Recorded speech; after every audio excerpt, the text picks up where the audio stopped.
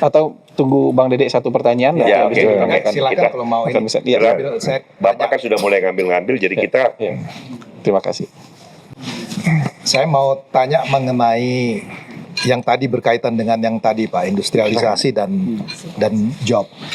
Target Bapak di dalam pertumbuhan ekonomi kan 8% di akhir periode Pak. Ya.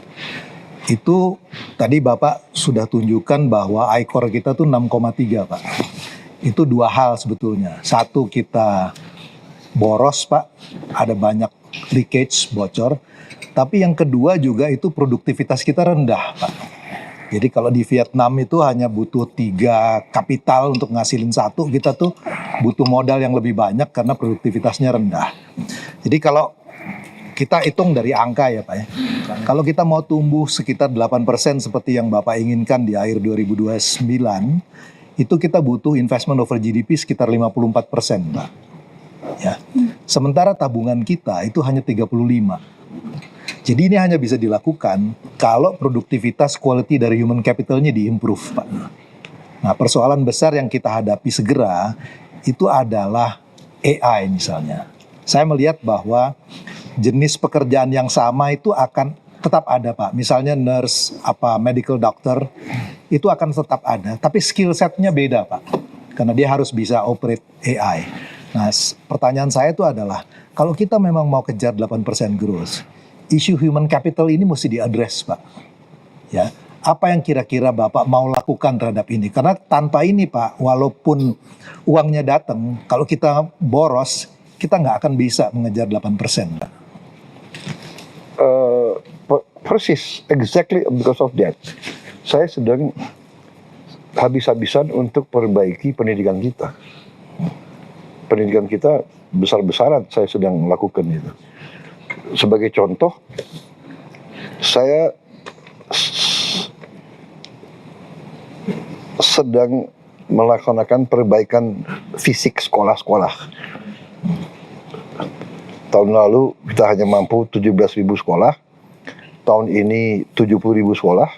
70.000 Pak ya, untuk perbaikan fisik ya. Fisik. Dan ini langsung saya kirim ke kepala sekolah. Kepala sekolah dengan komite sekolah dan orang tua murid. Banyak kepala sekolah yang nangis. Pertama kali dalam sejarah dia kelola sendiri.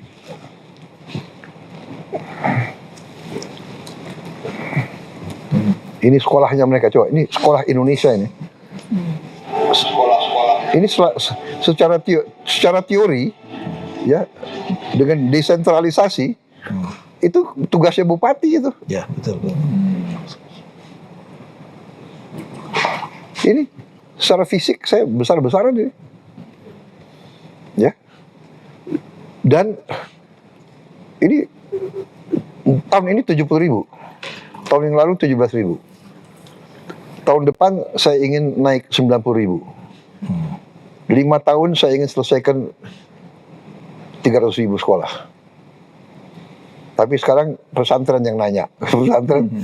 Tapi pesantren kan di bawah Kementerian Agama. Anyway, saya juga lakukan sekarang digitalisasi pendidikan. SD, SMP, SMA. Mungkin sampai ke perguruan tinggi. Kita sekarang sudah taruh interactive flat panel ya.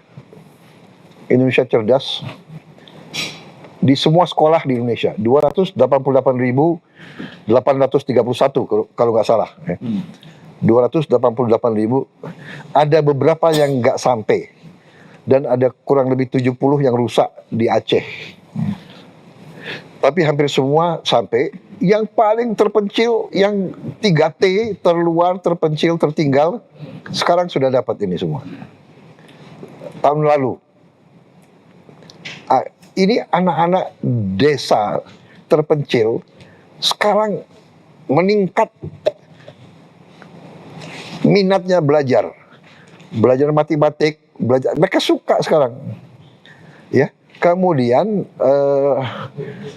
tahun ini 2026 dari satu interaktif panel satu sekolah saya tambahkan menjadi 3, tambah 3.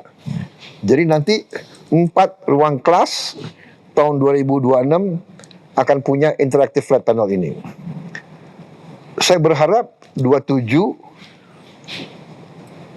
tambah 2 lagi dari semua ruang kelas di Indonesia, SD, SMP, SMA, semua akan punya interactive flat panel ini. Artinya apa? Di tiap interaktif ini ada software yang kita isi, saya lupa itu berapa gigabyte, pokoknya hampir semua silabus pelajaran ada di situ. Jadi habis satu kelas pelajaran, kalau guru-guru ingin ulangi, ada. Dan nanti ini dari Jakarta kita punya studio, nanti guru-guru yang terbaik akan ngajar di sekolah yang nggak ada guru matematik, yang nggak ada guru bahasa Inggris, ya dia dapat pelajaran Hybrid. dan interaktif. Kita bisa monitor di kelas itu. So ini lompatan-lompatan dalam rangka human capital. Ya, jadi selain itu kita mau menatar semua guru-guru kita. Jadi gini ya, saya ceritakan ya, MBG nanti di puncaknya kita akan punya 31.000 dapur. Ya. Katakanlah untuk gampang hitungnya 30.000 dapur. Tiap dapur mempekerjakan 50 orang. Itu sudah 1,5 juta. 1,5 juta. 8 kerja ya. 1,5 juta ya. Tiap dapur menciptakan vendor-vendor supplier antara 5 sampai 10 vendor tiap dapur yang jual telur, yang jual wortel, yang jual sayur, yang jual, ya kan? Tiap vendor ini empiris mempekerjakan sekitar 5 petani. Ya. Jadi itu sudah berapa? Sudah 50 lagi. Another 1,5 juta orang kerja. Itu hanya dari MBG. Nah, saya mau cerita lagi. Koperasi Merah Putih. Koperasi Merah Putih nantinya kalau jalan semua itu ada sekitar 80.000 koperasi. 80.000 koperasi itu kalau tidak salah sekitar 18 kali 80.000 berapa? 18 kali 80.000. 1 juta. 40.000. Satu juta. Berapa? 1,4 juta. 1,4 juta. It's another tambahan. Ya kan?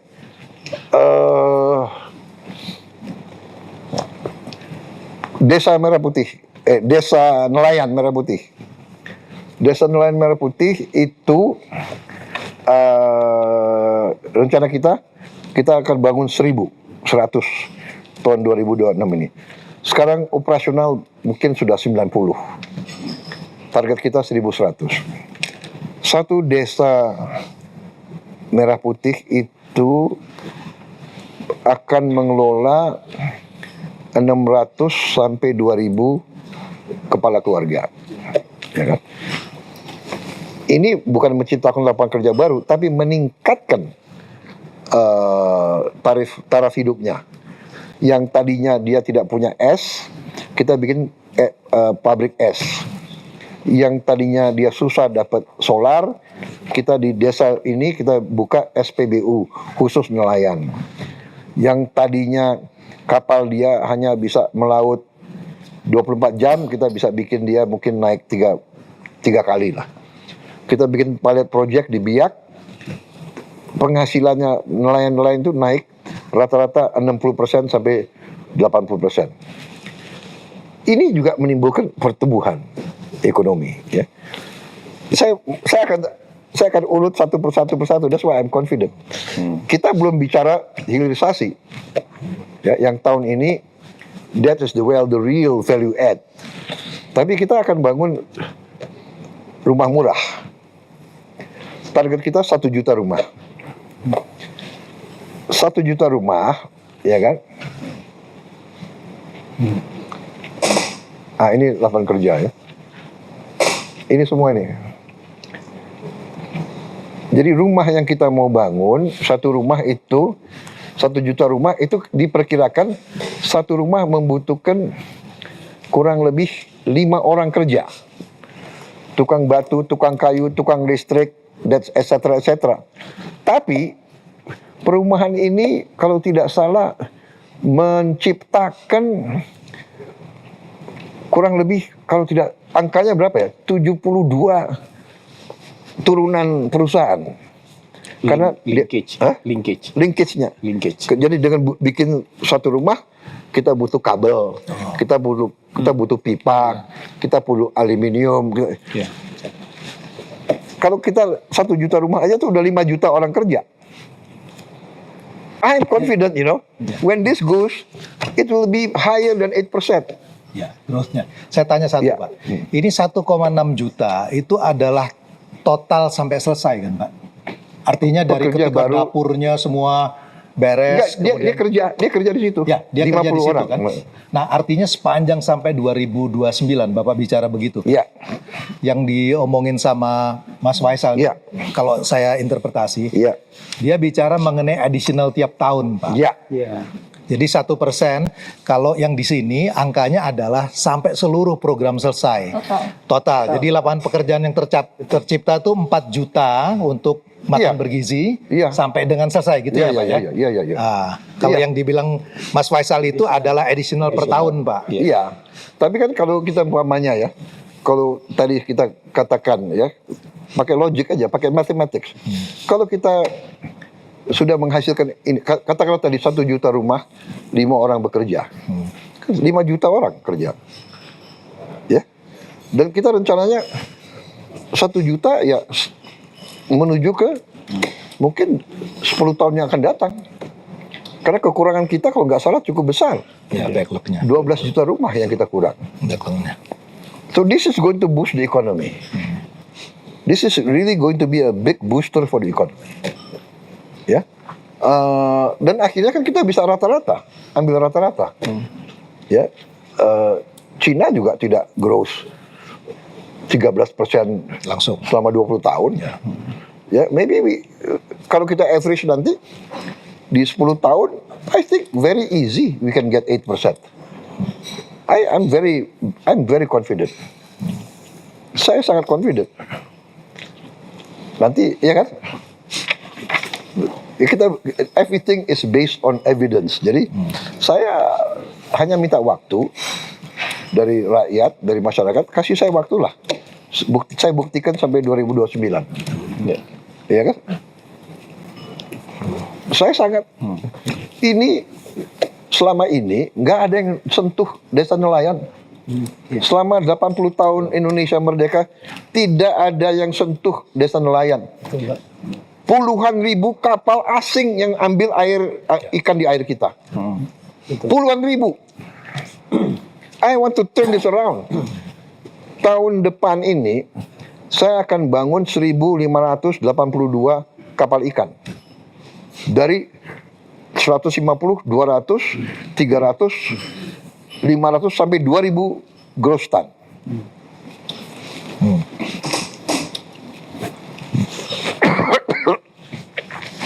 Ini akan saya teruskan. Rencana kita ya mungkin 5-6 tahun ke depan ya 1.500 tiap tahun.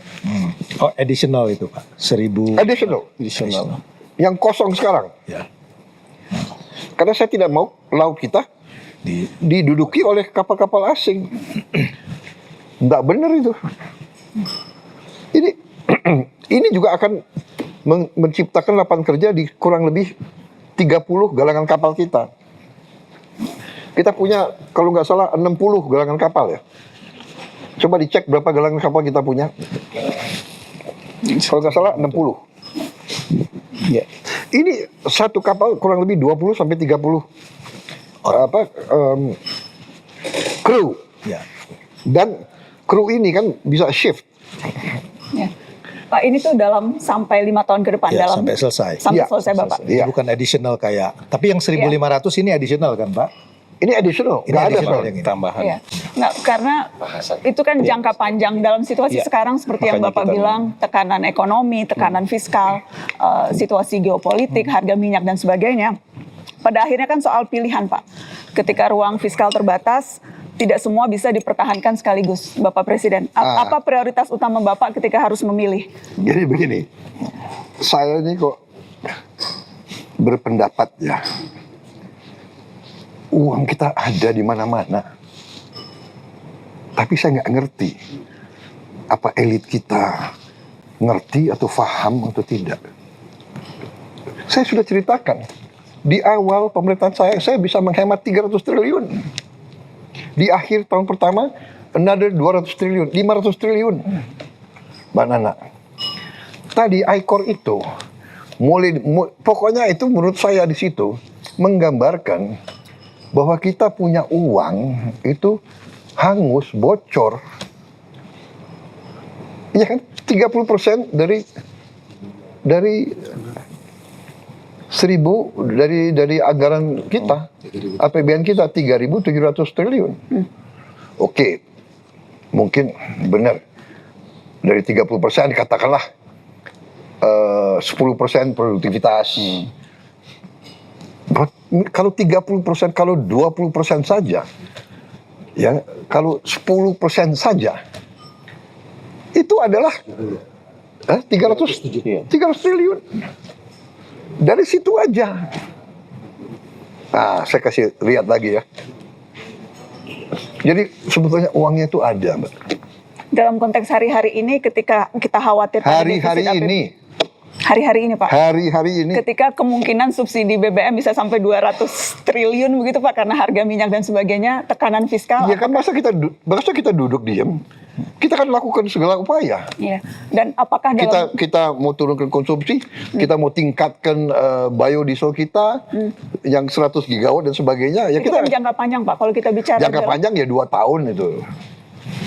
Kita tekanan subsidinya kan sekarang, kalau misalnya kita bicara perang yang kata Iran sampai 6 bulan, berarti kan dalam waktu jangka pendek, Pak, apakah akan ada shifting prioritas Bapak di program-program prioritas ini yang memang secara fakta anggarannya besar sekali?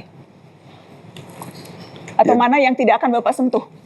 Mana yang tetap harus jalan apapun Ya konsekuensinya? kita lihatlah, saya punya menteri, saya punya tim cukup bagus ya. Kita juga sudah ambil langkah-langkah, Mbak. Ya. Bukan kita tunggu krisis kan, kita antisipasi kan. Ini ada Menseknek saya nggak ya? Hitungan kamu yang kita sudah tambah efisien berapa T? Untuk Sekarang sementara ini menghadapi ke depan ini sudah dapat 80 80 T. di luar yang sudah direalokasi untuk program prioritas. Di luar yang kita sudah realokasi. Kurang lebih 70 miliar dolar. Berapa? Totalnya kurang lebih 70 miliar dolar yang sudah total realokasi. 70 ini 70 miliar dolar. 70 atau 70 T? Yang sudah Bapak realokasi kurang lebih hampir mendekati 800 triliun. 800 triliun. Realokasi dari Itu Bapak perintahkan untuk efisiensi kembali kurang lebih kami sudah mendapatkan sekitar 81. 81 T. Jadi sekitar 900-an. Iya. Jadi we are working very hard. Kita di ART itu ada klausul bahwa